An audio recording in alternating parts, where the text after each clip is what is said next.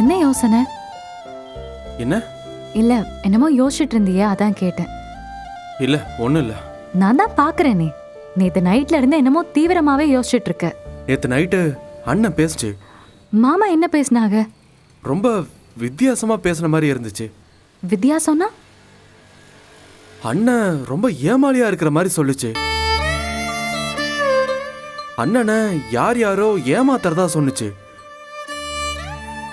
மாமாவை யார் ஏமாத்துறாங்க? அவங்க தான். அண்ணனும் அவங்களும் தான் அம்புட்டு சண்டை போடுறாங்க.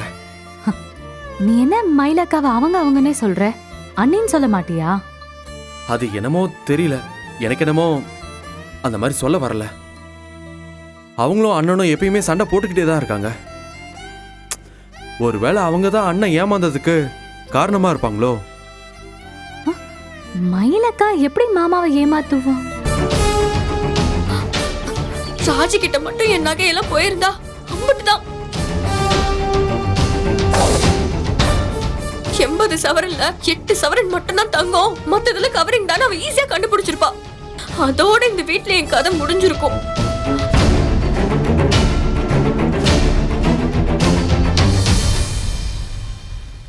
ராஜி, ராஜி, ஏய் ராஜி, என்ன என்னமோ சொல்ல வந்து நிறுத்திட்ட, என்ன யோசிக்கிற? இல்ல, மயிலக்கா மாமாவை எப்படி ஏமாத்த முடியும்? அதான் எனக்கும் புரியல. அண்ணனும் எதுவும் சரியா சொல்ல மாட்டேங்குது. கேட்டா முடிவே இல்லாத கதைன்னு என்னென்னமோ சொல்லுது. என் கதைக்கும் ஏதாவது முடிவு வரும்னு சொல்லுது. ஒண்ணுமே புரியல. என்ன பிரச்சனையா இருந்தாலும் சரி, யார் ஏமாத்தி இருந்தாலும் சரி, எல்லாமே உடனே முடிவுக்கு வரணும். எனக்கு ஒரே ஒரு விஷயம்தான், அண்ணன் முன்ன இருந்த மாதிரி சந்தோஷமா இருக்கணும். அதெல்லாம் மாமா சந்தோஷமா தான் இருப்பாங்க, நீ கவலைப்படாத. இப்போ நாம எப்படி நோட் பண்றோமோ அதே மாதிரி தானே வீட்டுல இருக்கிற எல்லாரும் நோட் பண்ணுவாங்க. குறிப்பா அத்தையும் மாமாவும் நோட் பண்றாங்க. அவங்க பார்த்து எல்லாத்தையும் சரி பண்ணுவாங்க, நீ வருத்தப்படாத.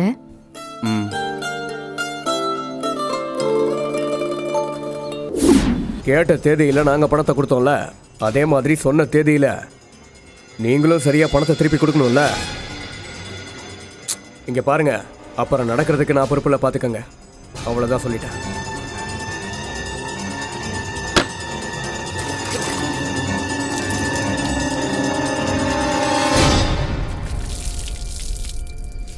சும்மா வளவளன்னு பேசிக்கிட்டு இருக்காதீங்கண்ணே. ஒழுங்கா வட்டியை வந்து கொடுங்க, வைக்கிறேன். சொன்ன தேதியில பணம் கொடுக்காம டென்ஷன் பண்ணிக்கிட்டேன். ஐ நம்மாலே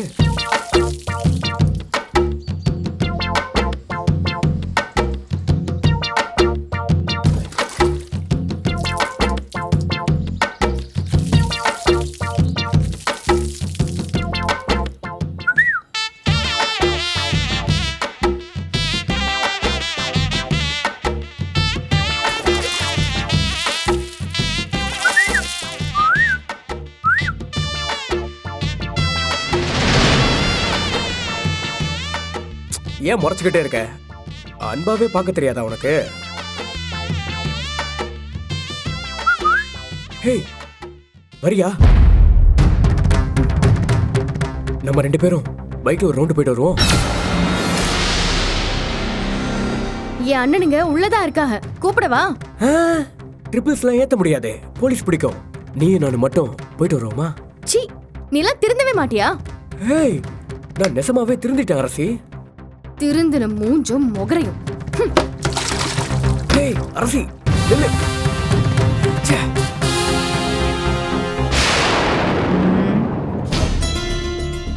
என்ன பத்தா, ஏதாவது வேணுமா? எனக்கு எதுவும் வேண்டாம். உனக்கு என்ன வேணும்? புரியலையே. ஏண்டா, உன்னால சும்மாவே இருக்க முடியாதா? இப்ப எதுக்கு அரசிக்கிட்ட வம்பெடுத்துட்டு இருக்க? அரசிக்கிட்ட வம்புழுக்கல பத்தா. அரசிக்கிட்ட எப்படியாவது பேசி என் மனசுல இருக்கிறத சொல்ல முயற்சி பண்றேன். ஏண்டா, உன் மனசுல என்ன இருக்கு? என்ன பத்தா தெரியாத மாதிரியே கேக்குற? ஏண்டா, இன்னும் அரசி கூட சேர்ந்து வாழணும்னு நினைச்சிட்டு இருக்கியா? ஆமா. ஏன்பா, அந்த பொண்ணை பார்க்கும் போதெல்லாம் கையாட்டினா, பைக்ல வரியான்னு கூப்பிட்டா அவ உன் கூட வாழ வந்துருவாளா? ஆம்பிட்டு தான் நீ பொண்ணுங்களை பத்தி நினைச்சிட்டு இருக்கிறேன்னு நினைக்கிறேன். நான் என்னதான் பண்ணணும் அப்பத்தா? ஐயோ டேய், எந்த பொண்ணா இருந்தாலும் ஒருத்த மேல அவளுக்கு நம்பிக்கை வரணும். நம்பிக்கை வந்தா மட்டும்தான் அவன் கூட சேர்ந்து வாழ்வா. அப்படித்தானே? எப்பாடுபட்டாவது அரசிக்கு என் மேல நம்பிக்கை வர்ற மாதிரி நான் பண்றேன். அது இந்த ஜென்மத்துல நடக்காது. என்ன அப்பத்தா எப்ப பார்த்தாலும் இப்படி அரைச்சொல்லாவே சொல்லிக்கிட்டு இருக்க? என்னடா என்ன இப்ப நான் தப்பா சொல்லிட்டேன்? அரசி கூட சேர்ந்து வாழணும்னு சொல்ற. அந்த குடும்பத்துல ஒருத்தர் விடாம எல்லார்கிட்டையும் இல்லடா வம்பிழுத்து வச்சிட்டு இருக்க. அப்புறம் எப்படி அந்த பொண்ணு அரசி உன் கூட சேர்ந்து வாழும்? நான் வம்பு வளர்க்கணும்லாம் நினைக்கவே இல்லை அப்பத்தா. அவங்க தான் தேவையில்லாத வேலை பண்ணி என்னை கடுப்பேற்றிக்கிட்டே இருக்காங்க. நானும் நல்லவனா இருக்கணும்னு முயற்சி பண்ணிக்கிட்டே தான் இருக்கேன். ஆனா முடிய மாட்டேங்குதே. எனக்கு அரசியை தவிர அந்த வீட்டில் யாரையுமே பிடிக்க மாட்டேங்குது அப்பத்தா. என்ன பண்ண சொல்றீங்க? டேய், உன்னை ஒன்றும் பண்ண சொல்லலடா. நீ ஒண்ணுமே பண்ணாம அமைதியா இருன்னு சொல்றேன். அரசி இந்த வீட்டில் வந்து வாழறதுக்கு ஒரு வாய்ப்பு இருந்துச்சு. ஆனா என்ன பண்றது, அதை நீயால கெடுத்துக்கிட்ட. கண் கெட்ட பிறகு சூரிய நமஸ்காரம் பண்றதுல எந்த பிரயோஜனமும் இல்லை. அப்பத்தா டேய், நீ நல்ல யோசனை பண்ணிப்பாரு. அரசிக்கு நீ ஒரு கெடுதலை பண்ண, அதனால அவ வாழ்க்கையே தலைகீழா மாறினாலும் அவ உன்னை மன்னிச்சிட்டால. அந்த பெருந்தன்மைக்கு நீ அவ காலில் விழுந்து நன்றியும் சொல்லிட்ட. அம்பட்டுதான், அதோட எல்லா விஷயமும் முடிஞ்சு போச்சுன்னு பேசாம ஒதுங்கி நில்லுடா. நீ அவளோட சேர்ந்து வாழணுங்கிற எண்ணத்தை அடியோட விட்டுடு. ஆமா, அப்படி ஒன்று நடந்திருந்தா நல்லா இருக்கும் நினைச்சவதான் நானும். ஆனா அது இனிமே நடக்க போறது இல்லைன்னு நல்லா புரிஞ்சுக்கிட்டேன். நீயும் புரிஞ்சுக்கடா. அரசியை மறந்துட்டு ஆகிற வேலை இருந்தா பாரு. அப்பத்தா என்ன அப்பத்தா? புதுசா ஏதாவது பிரச்சனையை கிளப்பி விட்டுட்டு மறுபடியும் ஜெயிலுக்கு போகிற வேலை பார்த்துடாத. புரியுதா? ஐயோ,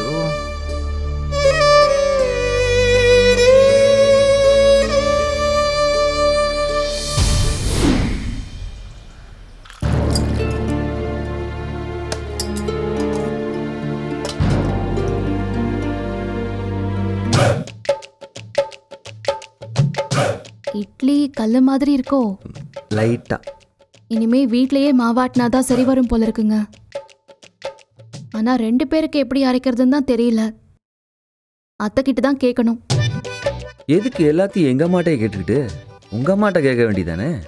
எங்க அம்மாவுக்கும் சமையல்லாம் பெருசா வராதுங்க. எங்க அம்மாவே ஒரு 4 டிஷ் நல்லா செய்வாங்க, அம்புட்டு தான். அத்தைக்கு தான் எல்லாமே நல்லா செய்ய தெரியும்.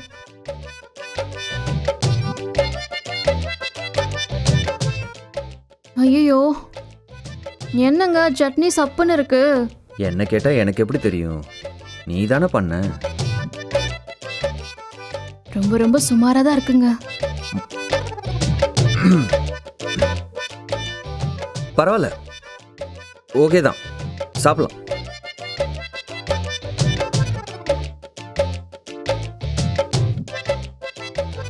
யாருக்கு இப்போ ஃபோன் பண்ற? அத்தைக்கு தாங்க. சொல்லுடி. ஃபோனை கட் பண்ண முதல்ல. இங்க மீனா, என்னடி பண்ற? சாப்பிட்டுட்டு இருக்கோம். என்ன சமையல் இன்னைக்கு? இங்கயா இட்லியும் தேங்காய் சட்னியும் பண்ணேன். ஆஹா, அங்க என்னத்த சமையல்? இங்க பெருசா ஒன்றும் இல்லை, வெறும் ஆப்பம் சுட்டு தேங்காய் பால் வைக்கலான்னு நினச்சிருந்தேன். அப்புறம் ராஜி தான் முட்டை குருமா சாப்பிடணும் போல இருக்குன்னு சொன்னா. சரின்னு தேங்காய் பாலை கேன்சல் பண்ணிட்டு இப்போ முட்டை குருமா பண்ணிக்கிட்டு இருக்கேன். மதியத்துக்கு என்னத்த பண்ணிருக்கிய? ஏய், நல்லதா பெரிய நண்டு கடிச்சுதுரி, பெருசு பெருசா நண்டு.